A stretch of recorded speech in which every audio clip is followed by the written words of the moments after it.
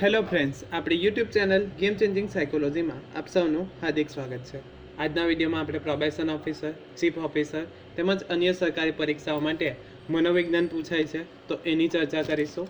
તો એ અંતર્ગત probation officer માટે જે નવો સિલેબસ જાહેર કરવામાં આવ્યો છે તો એના અંતર્ગત આજના વિડીયોમાં આપણે મનોવલણ પરિવર્તનની રીતો કઈ કઈ છે કે જેના કારણે આપણે મનોવલણમાં પરિવર્તન લાવી શકીએ છીએ.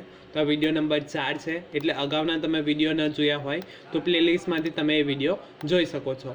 એ ઉપરાંત પ્રોબેશન ઓફિસર માટે થિયરી બેઝ વિડીયો અને એમસીક્યુ બેઝ વિડીયો પણ બનાવ્યા છે, એટલે તમે એ વિડીયો પણ ન જોયા હોય તો પ્લે લિસ્ટમાંથી તમે એ વિડીયો જોઈ શકો છો. તે ઉપરાંત જે વિદ્યાર્થીઓનું મનોવિજ્ઞાન છે એવા વિદ્યાર્થીઓ માટે જીસેટ અને યુજીસી નેટની પરીક્ષા માટે પણ આ વિડીયો અગત્યનો સાબિત થશે. તો જોઈએ મનોવલણ પરિવર્તનની રીતો. મનોવલણમાં પરિવર્તન કઈ રીતે કરી શકાય છે?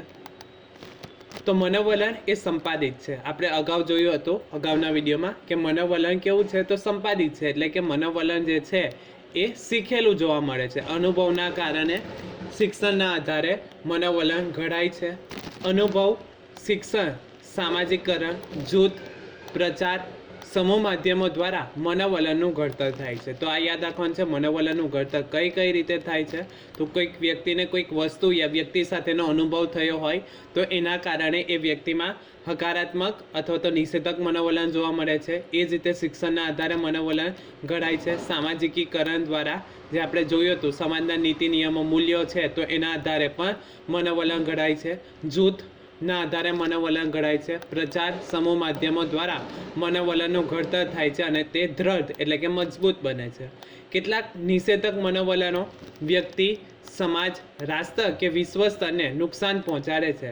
ત્યારે સામાજિક શાંતિ માટે આવા મનોવલણમાં પરિવર્તન કરવું કઠિન છે પરંતુ અશક્ય નથી. એટલે કે જે નિષેધક મનોવલણ છે, કોઈ વ્યક્તિ પ્રત્યેના હોય યા કોઈ સમાજ પ્રત્યેના હોય યા કોઈ રાષ્ટ્ર પ્રત્યેના હોય તો એ નિષેધક મનોવલણોમાં પરિવર્તન લાવવું કઠિન છે પરંતુ અશક્ય નથી. એટલે કે મનોવલણ બદલી શકાય છે. મોટાભાગના સમાજ અને સંસ્કૃતિમાં એવા ઘણા નિષેધક મનોવલણોમાં પરિવર્તન આવ્યું પણ છે.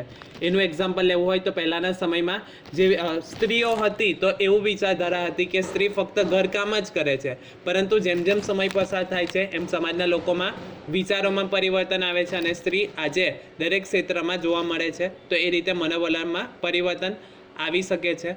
કુટુંબમાં માતા પિતા, શાળામાં શિક્ષકો, ધર્મ પ્રચારકો, રાજકીય નેતાઓ, વર્તમાનપત્ર અને ટેલિવિઝન જેવા અસરકારક સમૂહ માધ્યમો દ્વારા મનોવલણમાં પરિવર્તન થઈ શકે છે.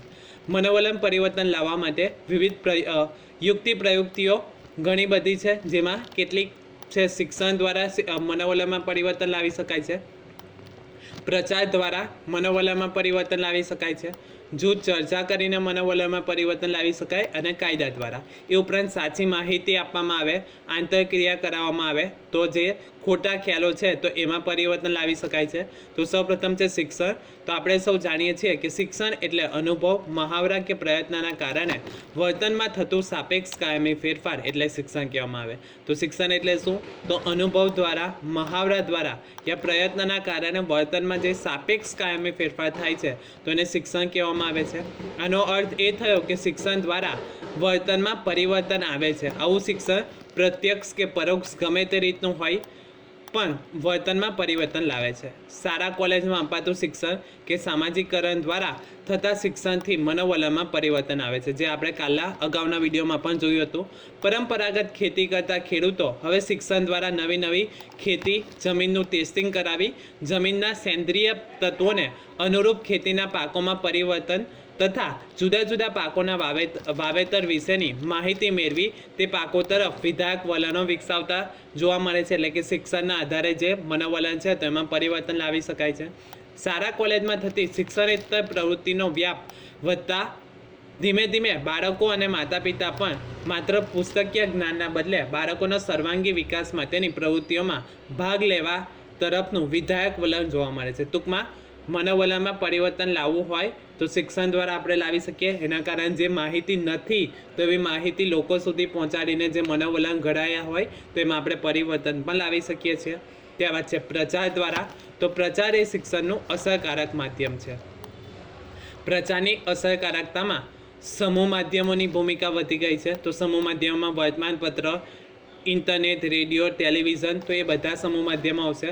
પ્રચાર કોના દ્વારા થાય છે, કયા જૂથમાં થાય છે, કયા માધ્યમથી થાય છે, આ બધી બાબતો મનોવલણમાં પરિવર્તનને અસર કરે છે. એટલે કે પ્રચાર કોના દ્વારા થાય છે, કોઈક નેતા દ્વારા હોય, શિક્ષકો દ્વારા પણ હોય, યા કોઈ વડીલ દ્વારા હોય, નેતા દ્વારા હોય, કોઈ પક્ષ દ્વારા પ્રચાર થતો હોય, કયા જૂથમાં થાય છે, તો એ અગત્યનું છે. કયા માધ્યમથી થાય છે, એટલે કે વર્તમાનપત્ર દ્વારા થાય છે, રેડિયો, ટેલિવિઝન છે, યા સમૂહમાં જે સભા કરવામાં આવે છે એ અનુસાર થાય છે.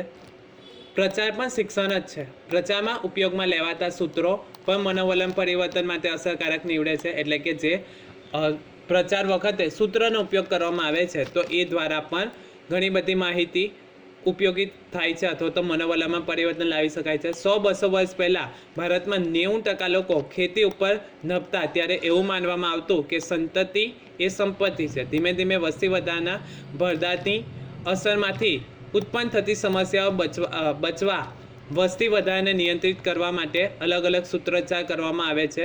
એ જ રીતે બેરોજગારીને દૂર કરવા માટે સૂત્રોચ્ચાર કરવામાં આવે તો એ પણ અગત્યનું છે.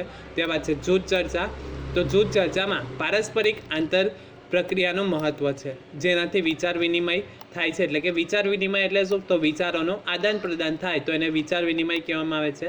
અને એ લોકોના મનોવલણમાં પરિવર્તન લાવવામાં મદદરૂપ થાય છે. મનોવલણ ઘડતરમાં જૂથનું સભ્યપદ, સંદર્ભ જૂથ, જૂથ આંતરક્રિયાની અસર થાય છે. બે વિરોધી મનોવલણ ધરાવતા જૂથના લોકો વચ્ચે પારસ્પરિક ચર્ચા વિચારણા દ્વારા વિચારોના આદાન પ્રદાનથી ની પ્રક્રિયાથી મનોવલણમાં પરિવર્તન લાવી શકાય. એટલે કે બે વિરોધી મનોવલણ ધરાવતા જૂથો હોય અથવા તો વ્યક્તિઓ હોય તો એ બંને વ્યક્તિઓ અથવા તો જૂથો વચ્ચે આંતરક્રિયા કરાવવામાં આવે. એટલે કે વિચારોનું આદાન પ્રદાન કરવામાં આવે તો જે ખોટી માહિતી હોય અથવા તો અપૂરતી માહિતી હોય તો એ માહિતી મળવાના કારણે જે મનોવલણ ઘડાયા હતા તો એમાં પરિવર્તન લાવી શકાય છે. 1943માં ન્યૂકોમ્બે રૂઢિચુસ્ત કુટુંબની કોલેજમાં યુવતીઓના વલણોમાં પરિવર્તન લાવવાના પ્રયોગોમાં સફળતા મેળવી હતી. સંસ્થામાં સંચાલકો અને કર્મચારીઓના વિરોધી વલણમાંથી ઉત્પન્ન થતા સંઘર્ષોના કારણે બંને પક્ષની બેઠકોના દોર ચાલે, જેમાં મુક્ત ચર્ચાઓ દ્વારા પારસ્પરિક નિષેધક વલણો ઘટતા સમસ્યાઓનો ઉકેલ આવે છે. એ જ રીતે કોઈ સંસ્થામાં કામ કરતા કર્મચારી હોય અને માલિક હોય તો બંને વચ્ચે જ્યારે સંઘર્ષ થતો હોય ત્યારે બંને વચ્ચે વાતચીત કરવામાં આવે, વિચારોનું આદાન પ્રદાન કરવામાં આવે તો એના કારણે ઘણી બધી સમસ્યાઓનું નિરાકરણ થઈ શકે છે. ભારત દેશ આતંકવાદી પીડાનો ઘણા વર્ષોથી ભોગ બન્યો છે.